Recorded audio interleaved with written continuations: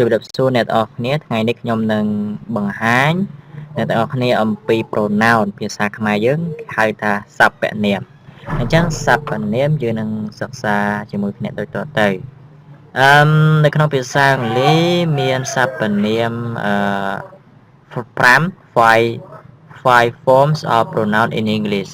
មានទម្រង់សព្វនាម5នៅក្នុងភាសាអង់គ្លេសអញ្ចឹងទី1យើងនឹងសិក្សាអំពី subject pronoun សព្វនាមជាប្រធានប្រែថាសព្វនាមជាប្រធានសព្វនាមជាប្រធានជាអ្វីសព្វនាមជាប្រធាន is the subject position of a sentence and after the verb be អញ្ចឹងសព្វនាមជាប្រធានគឺជាទីតាំងមុខងារនៃជា subject នៃប្រយោគហើយដើរបន្ទាប់ពីកិរិយាសព្ទ be or after the verb be ឬក៏បន្ទាប់ពីកិរិយាសព្ទ be អូខេនេះគឺជាសព្វនាមជាប្រធាន I we you they he she it អញ្ចឹងមាន7ហ្នឹង I we you they he she it like example I am going to the store ខ្ញុំនឹងទៅផ្សារអូខេមួយនេះគឺជាសព្វនាមជាប្រធានគឺពី I មួយទៀត we have lived here for 20 years យើងបានរស់នៅទីនេះអស់រយៈពេល20ឆ្នាំហើយពាក្យថា we គឺជាសព្វនាមជាប្រធានឬក៏ subject pronoun មួយទៀត we students are going to have a party យើងជាសិស្សនឹងទៅចូលរួមពិធីជប់លៀងអញ្ចឹង we student here is a subject pronoun យើងអាចសេអញ្ចឹងក៏បានដែរ we student អញ្ចឹងមកអូខេមួយទៀតនិយាយអំពី complement pronoun complement pronoun ប្រែថាសព្វនាមជាកម្មបទឬក៏សព្វនាមជាបំពេញន័យសព្វនាមបំពេញន័យអញ្ចឹងសព្វនាមបំពេញន័យគឺជាគេ complement position គឺមុខងារគឺបំពេញន័យឬ either a verb បំពេញន័យឲ្យគេឲ្យកិរិយាសព្ទឬក៏បំពេញន័យឲ្យអ្នកឬក៏ preposition អូខេនេះគឺជាសព្វនាមបំពេញន័យឬក៏ complement pronoun ឬក៏ហៅថា object pronoun ក៏បានដែរ me you them us him her it អូខេ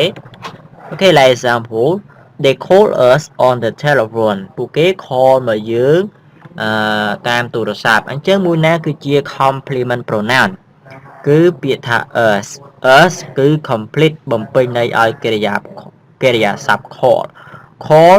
ពីណាគេ call មកពួកយើងតាម telephone តាមទូរស័ព្ទអូខេពាក្យថា us គឺជា complement pronoun មួយទៀត the teacher gave him a bad grade គ្រូបានផ្ដល់បន្ទុកឲ្យគាត់ដ៏អាក្រក់អញ្ចឹងពាក្យថា him គឺជា complement pronoun ឬក៏សព្វនាមបំពេញន័យឲ្យកិរិយាសព្ទអីគេឲ្យកិរិយាសព្ទ gave គេ gave him អូខេ to us អញ្ចឹង to us it seemed like good bargain ចំពោះពួកយើងវាហាក់បីដូចជាការតថ្លៃដ៏ល្អអញ្ចឹងពាក្យថា to us គឺជា complement pronoun ដែលបំពេញន័យឲ្យ preposition to គឺជា preposition អញ្ចឹងវាបំពេញន័យឲ្យពាក្យថា to អូខេអញ្ចឹងយើងចំណាំទាំងអស់គ្នាគេថា Roti will make his presentation after her Roti នឹងធ្វើការបង្ហាញបន្ទាប់ពីនាងអញ្ចឹង after her គឺ her នេះគឺជា complement pronoun បំពេញន័យឲ្យពាក្យថា preposition after អញ្ចឹង her គឺជា complement បំពេញន័យឲ្យពាក្យថា after មួយទៀតប៉ុន្តែយើងមកមើលប្រយោគនេះវិញ Roti will make his presentation after she finish her speech Roti នឹងធ្វើការបង្ហាញរបស់គាត់បន្ទាប់ពីនាងបញ្ចប់ការថ្លែងសន្ទរកថារបស់នាងអញ្ចឹងពាក្យថា after មិនមែនជា preposition ទេគេហៅថា conjunction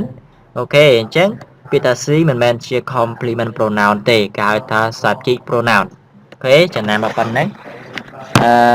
ចំណាំត្រង់ថាបើសិនបើពាក្យថា after her អានេះយើង after គឺជា preposition ប៉ុន្តែបើ after មានប្រយោគនៅមុខវានៅបន្ទាប់ពីវាទៀតគឺគេហៅថា conjunction ហើយ she មិនមែនជា complement pronoun ទេអូខេ that's all